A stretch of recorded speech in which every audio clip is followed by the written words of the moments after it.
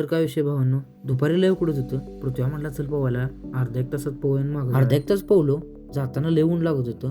ऊन लागत होतं म्हणून पृथ्वीने डोक्यात टॉवेल घेतला. पृथ्वी म्हणला उगाच पोवायला आलो राव, एवढं ऊन लागते उगाच डोक्याला ताप. मग काय पोहून निघालो घराकडं.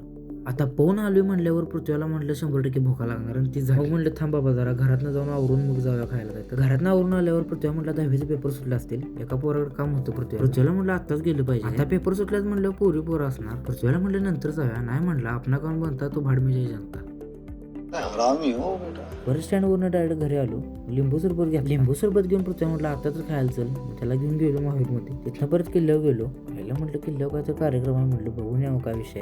तिथनं डायरेक्ट आमच्या गल्लीत आलो. परत पृथ्वी म्हटलं मला मॅडम सांगितले पेपरला बसून देणार नाही, पेपर आहेत उद्या. तिथं ह्यो गड्या आला टेन्शनमध्ये. मग कोणाकोणाला फोन लावलं. मग गड्याचं टेन्शन कमी झालं. तिथनं गेलो सौरभकडे आपल्या. सौरभ गॅरेजवरच होता.